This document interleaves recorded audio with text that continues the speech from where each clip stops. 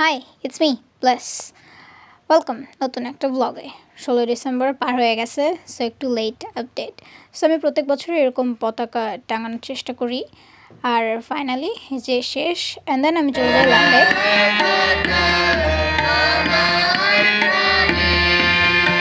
তো এটা আমার স্কুলের সামনে আমরা এরকম ন্যাশনাল অ্যান্থেম গাই।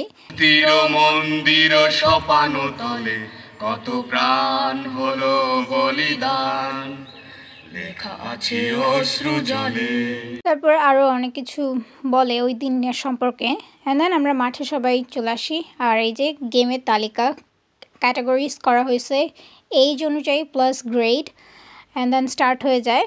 আর আমার ওই যে ছোট্ট বাবু গুলুগুলু, সে দৌড় প্রতিযোগিতায় অংশগ্রহণ করছে। 1 2 3 বলবে পাশে দিবে তখন দৌড়াবি। হ্যাঁ করবি আমার দিকে রাখবি। আমার ছোট ভাইটা কিছু হতে পারেনি, ফার্স্ট সেকেন্ড থার্ড, কিন্তু তাও ও অংশগ্রহণ করছে। আমার কাছে এটাই অনেক, পুশ করে একবার পড়েও গেছে। তারপর আবার কি বলে, মানে ওদের প্রস্তুত না হওয়ার আগেই দৌড় মারছে। আর এটা হলো ফাইনাল ছিল। আর এই যে আমার বাবু দেখা যাচ্ছে দৌড় মারছে, কিছু হয়নি, সমস্যা নেই। নেক্সট ইয়ার আমি আরও ভালো করে ট্রেন করবো। আর আমরা ছিলাম এই বট গাছের এখান থেকে আমরা দেখতেছিলাম। এইবারের গেমগুলো অনেক ইউনিক ছিল গতবারের অনুযায়ী, কারণ একই গেম বারবার রিপিট হচ্ছিল। তো আমি আন্টিদের বলি একটু প্লিজ যাতে ডিফারেন্ট হয়, তো ওনারা একটু ডিফারেন্ট করার চেষ্টা করছে, ইউনিক আনছে। সো এটা ছিল যে পাখি উড়ে, এটা ফাইনাল 2 জন, আমার একটা ফ্রেন্ডের বোন আর আরেকটা আলাদা। আমার ফ্রেন্ডের বোনটা পরে জিতে। আর এই র্যাকেটে করেছিল স্কিপিং, আর এটা আলাদা করছে যে টি শার্ট পরতে হবে, এটা ইউনিক ছিল। এগুলো অ্যাড করা হয়েছে বলা যায় নতুন। তারপর কি বলে আরও অনেক গেমস থাকে। আবার হাতি উড়ে পাখি উড়ে, ওটা আবার একটা গ্রেডকে রিপিট করায়, এটাও ইউনিক ছিল, এক পায়ে দৌড়। অ্যান্ড দেন আমাদের একটা ফেভারিট আন্টি ছোটোবেলার, সে আসে, আমরা তার সাথে মিট করি। আর এই যে চকলেট দৌড়, আমি এটাতে একবার মনে হয় সেকেন্ড হয়েছি হার্ডলি।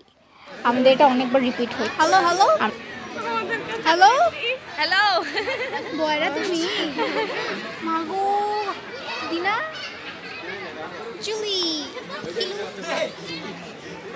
আমি এই গেমের নাম জানি না, যে একটা সার্কেল থাকে, ওটার মধ্যে লাইক বেলুন নিয়ে দৌড়াদৌড়ি করতে হয়, পপ করতে হয়।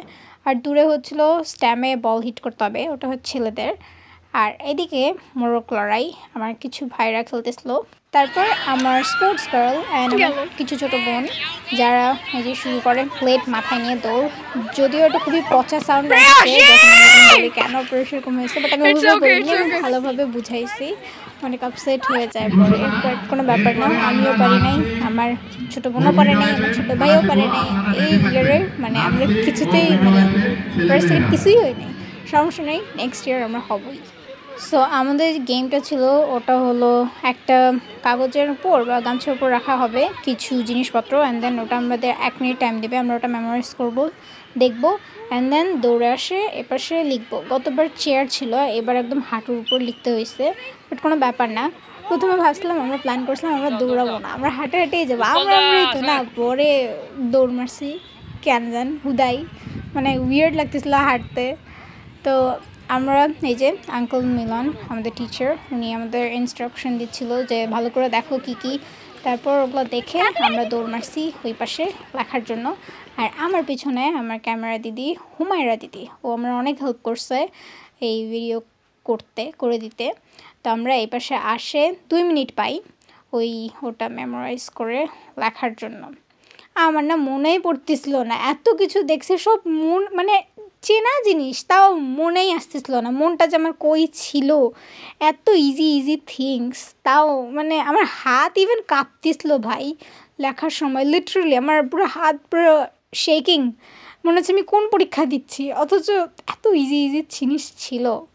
সমস্যা নেই, আমার ফ্রেন্ডসরা হয়েছে ফার্স্ট সেকেন্ড থার্ড, আমার কোনো আফসোস নাই, হতে পারিনি অতটাও। নেক্সট ইয়ার আমাদের ইয়ার হবে আমরা, সো এই ইয়ারটা আমরা ছাড় দিলাম বলা যায়। আর আমরা স্ন্যাক্স নিয়ে আবার খেলা দেখতে আসি। এই পাশে হলো নার্স দিদিরা, ওদের কিছু স্পোর্টস ছিল, ওরা এই পাশে খেলতেছিল। তো আমি আমার ফ্রেন্ডের বলি দে আমি ওপেনিং করি তোর গিফটটা। সো এটা পাইছে ও, একটা ক্লিপবোর্ড অ্যান্ড পেন্সিলস, আর এই পাশে আঙ্কেলদের খেলা স্টার্ট হয়ে যায় বল পাসিং। তারপর আমি আমার কালুরে নিয়ে আসি একটু ফটোশ্যুট করার জন্য।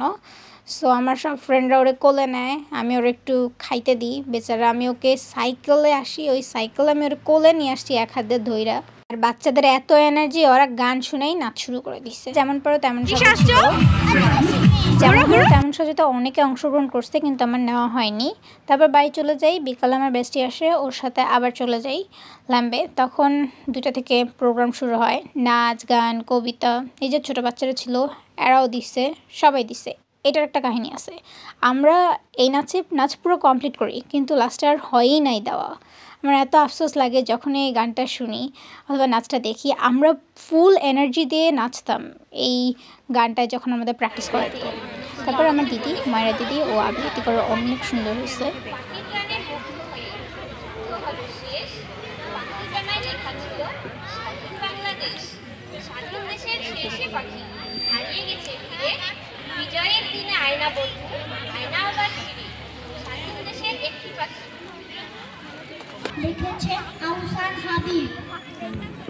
কবিতা আবৃত্তির পর আবার শুরু হয়ে যায় নাচ।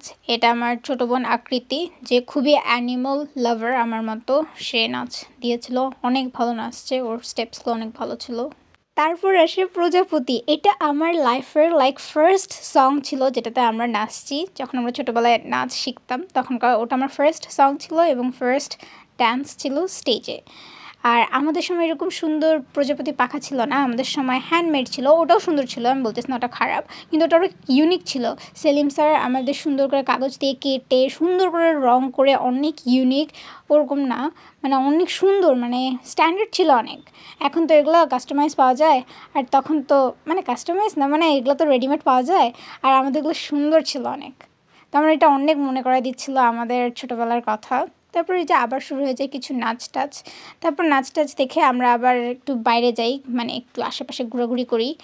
আর তারপর এই যে আমার স্পোর্টস কল, সেও নাচ দেয় আমার নামের গানে, নিশা লাগিল রে, অনেক ভালো নাচছে সে।